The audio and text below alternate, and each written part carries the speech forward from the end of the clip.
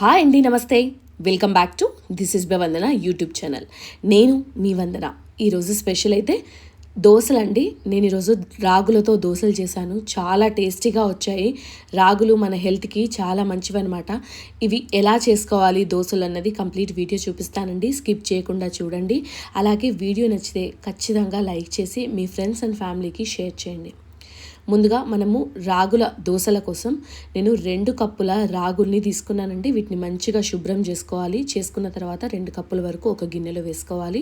అలాగే వీటికి 1 కప్పు గుండు మినప్పప్పును వేసుకున్నాను. అలాగే 1 కప్పు వరకు దొడ్డు బియ్యాన్ని, అలాగే 1 టేబుల్ స్పూన్ వరకు మెంతులు వేసుకొని 3 టేబుల్ స్పూన్ల శనగపప్పును వేసుకున్నానండి.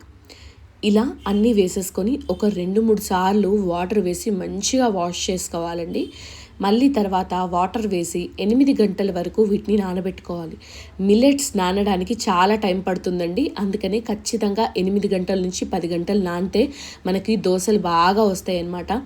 ఇలా నానిన దాన్ని కొద్దిగా గ్రైండర్ పాత్రలోకి తీసుకొని కొన్ని వాటర్ యాడ్ చేసుకుంటూ మనము దోశ పిండినైతే ఒక పాత్రలో వేసేసుకోవాలండి.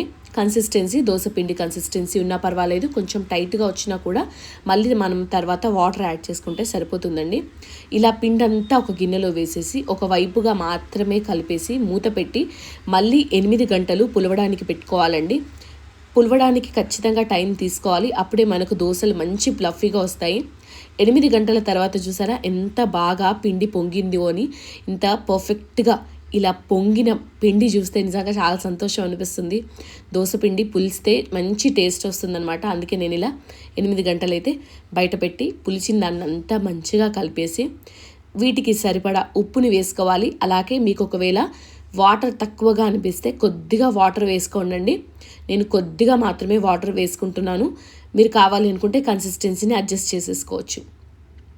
పర్ఫెక్ట్గా దోశలు రావడానికి బ్యాటర్ మెయిన్ రీజన్ ఉంటుందండి. కన్సిస్టెన్సీలు అలాగే కొలతలు అన్నీ పర్ఫెక్ట్గా ఉంటే మనకు దోశలు బాగా వస్తాయి.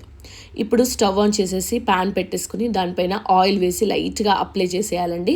పర్ఫెక్ట్ హీట్గా ఉన్నప్పుడు మనము దోశ బ్యాటర్ని వేసేసి ఇలా దోశలు వేసేసి 2 వైపులా దోశ మంచిగా కాలిన తర్వాత దాన్ని సర్వ్ చేసేసుకోవచ్చండి.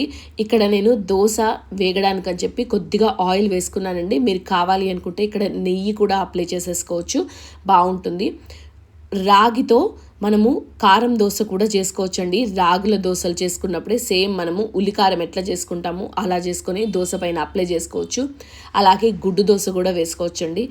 దోశ బ్యాటర్ మనకి ఉంటే ఎప్పుడైనా ఏ రకంగానైనా దీన్ని చేసుకోవచ్చు. హెల్దీ వే అండి, చాలా మంచిది. అలాగే రైస్ క్వాంటిటీ తక్కువగా ఉంది కాబట్టి హెల్త్కి కూడా చాలా మంచిదండి. ఒకసారి ఇలా ట్రై చేసి చూడండి.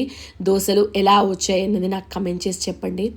అలాగే ఈ రాగులు తినడం వల్ల ఎన్నో పోషకాలు మన హెల్త్కి అయితే లభిస్తూ ఉంటాయి.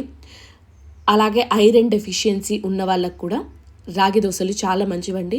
కానీ మలబద్ధక సమస్య ఉన్నవాళ్ళు మాత్రం రాగులు తినడం చాలా తగ్గిస్తే మంచిదండి. వాళ్ళకి ఇబ్బంది అవుతుంది కాబట్టి రాగుల వల్ల. దానికి బదులుగా మీరు కొర్రలు కానీ, అందుకు కొర్రలు కానీ, సామలు కానీ ఇవన్నీ వేసి కూడా దోశలు చేసుకోవచ్చండి. మన ఛానల్లో చాలా రకాల దోశల రెసిపీస్ ఆల్రెడీ నేను పోస్ట్ చేశాను. మీరు ఒకసారి చూడండి, మీకు ఖచ్చితంగా నచ్చుతాయి. అలాగే ఈ రాగి దోశ రెసిపీ మీకు ఎలా అనిపించింది అన్నది కూడా నాకు చెప్పండి. దోశలు చూసారా ఎక్కడా కూడా చిరగకుండా ఎంత పర్ఫెక్ట్గా వస్తున్నాయో. ఇంత పర్ఫెక్ట్ దోశలు రావాలి అంటే మనం కొలతలు కూడా పర్ఫెక్ట్గా ఉంచుకోవాలి. అంతే అండి, చాలా సింపుల్. చూసారా, దీన్ని పల్లి చట్నీతో కానీ, సాంబార్తో కానీ, లేదా టమాటో పచ్చడితో కానీ ఎలా అయినా పెట్టుకున్నా చాలా బాగుంటుంది. ఒకసారి ట్రై చేయండి. నేనైతే ఇక్కడ కొబ్బరి పచ్చడి, పల్లి పచ్చడి 2 మిక్స్ చేశానండి. పచ్చడి రెసిపీ కూడా నేను ఆల్రెడీ మన ఛానల్లో పెట్టాను. ఒకసారి చూడండి. వీడియో నచ్చితే లైక్ చేయండి. Thanks for watching. Please subscribe.